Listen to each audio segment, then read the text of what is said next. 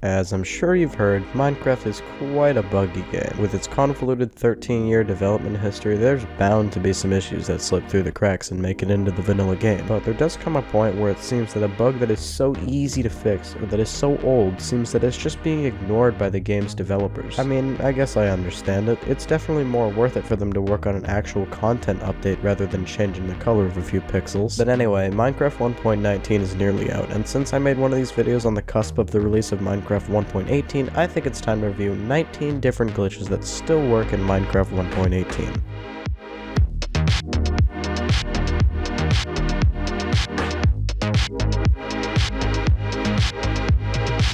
But before that, let's take a quick look back at the previous video in this series. If you didn't know, this is not the first Minecraft glitch video that I've made. The last video was posted right before 1.18 came out, as I said, and 1.18 came with bug fixes. But 1.18 only managed to fix one of the bugs from the list, the first one. All the rest of them still work in 1.18.2. We'll check back on those bugs again in the next video, but for now, let's begin.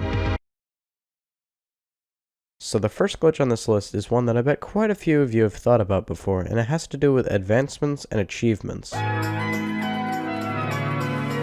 Not every one of the original achievements were actually ported over to advancements in the 1.12 update, and this is actually unintentional. Back before 1.12, you could make a cake to get the lie, ride a pig off of a cliff to get when pigs fly, and even travel 1,000 blocks by a rail to get the on a rail achievement. There are a few more, but you get the idea. The point is, people that got these achievements and then upgraded their world completely lost the achievements with no way to revert. Additionally, new players couldn't get these achievements without playing an older version of the game. Alright, number 2.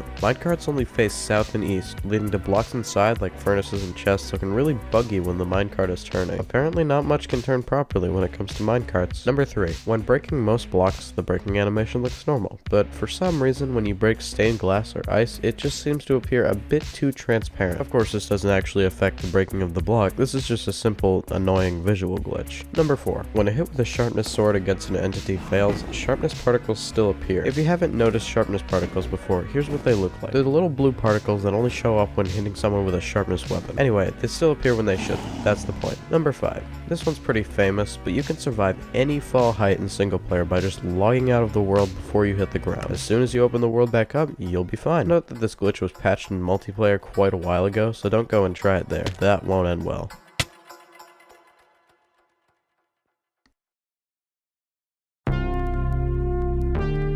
Alright, so number 6 is really dumb. For whatever reason, doors are completely unaffected by ambient occlusion, or I guess smooth lighting. Look here, these trapdoors look fine, but the door does not. If I turn off smooth lighting, it makes the issue look more apparent if I turn it back on. Alright, number 7 is awesome. You can change in-game settings to be outside of their intended values. For example, in every single one of my videos, I use a brightness setting that is 5 times the in-game maximum. This is to make my gameplay experience better and your viewing experience better. Here's a comparison between brightness 100% and brightness 500%. I honestly can't go back after using this for years. And I will say that this glitch was patched in 22W12A for 1.19, but I'm going to try and use mods to get my brightness back. But even if you've never used that glitch, I guarantee that this one has happened to you. Number 8 is that the game prioritizes shift-click destinations to the last available slot instead of your first available slot. For example, when I take these birch planks out of this chest, they go to my 9th slot instead of my first. I swear, Mojang, why can't you just fix this one already? Bedrock Edition has never had this one. Anyway, number 9 is pretty minor, but if you're in a chest and a block is placed above it, the chest doesn't close. But if you manually close it and then try to reopen it, nothing will happen. It makes sense why this one exists, unlike a certain one, because there's simply no check for blocks above the chest once it's open, but it's no big deal. Number 10 isn't a big deal either, but it makes no sense. If you start breaking a block in survival mode, stop, and switch to spectator mode using F3+N, you can actually start visually breaking the block again. This one's weird because you can start and stop breaking whenever you want, and you can break it over and over, but keep in mind that it'll never actually break and no one will see you doing it. It's just visual.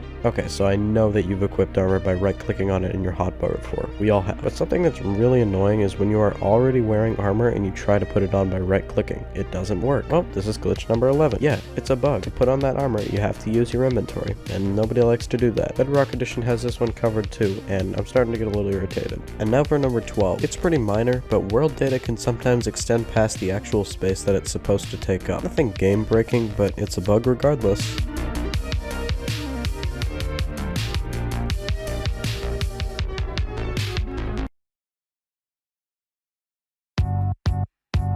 Alright, so since that one was a little underwhelming, here's number 13 to keep your interest. Some entities render outside their mob spawner cages, notably lightning. This is its own separate bug report, but lightning bolts render themselves at real size instead of being small. This glitch does not just apply to lightning though, it applies to mobs like squids and ghast too. It's really weird to see a giant spinning lightning bolt inside of a mob spawner, or partially inside. Also note that if you go far enough away from any spawner, the entity inside stops spinning. I think this is supposed to stop lag, but it's super noticeable with lightning. And number 14 can be used as a dupe glitch, but it also deletes blocks forever sometimes. The obsidian platform in the end generates new obsidian anytime an entity passes through the portal. So yeah, free obsidian for everyone. Anyway, number 15 is that any chat message you're typing gets completely deleted when you die. And maybe you weren't expecting it and you were just about to open your F3 menu to see your coordinates before you die. And just to add insult to injury, your nice poem that you were typing is gone too. What a shame. And I guarantee number 16 happens to you even more often. While going to the nether, the annoying purple portal animation will play for as long as you sit in that portal. This has probably been especially noticeable if you've ever been portal trapped before, which is not fun. Thankfully, Minecraft lets you turn off the distortion effect if you for some reason need to stand in a portal for ages, but I already use 50% instead of the default 100%, so it's not that bad. Speaking of 50%, I use 50% master volume. What do you use? Comment it down below. Anyway, the 17th glitch is that the names of sound devices can overflow off of the sound device selection button in the music and sounds menu, but you probably won't ever notice it because nobody in their right mind names their sound devices like this. And another strange chat glitch, being number 18, is that when you're scrubbing through your insanely intelligent chat message that you spent all of your free time constructing, the cursor still blinks. I don't know why, neither do you. Let's move on to the final bug. 19 is that breaking and replacing seeds or other instantly breakable blocks in survival mode, like you can do in creative mode with other blocks, is really inconsistent. Sometimes it works fine, other times it just breaks the block again. This is because unlike creative mode, there is no block breaking cooldown in survival. This explains why it's possible to insta-mine in survival, but not in creative. Holding down left click with an efficiency 100 pickaxe in survival will simply be faster than holding down left click in creative mode. But that's it. There are the 19 glitches that you clicked to see. Thanks for watching.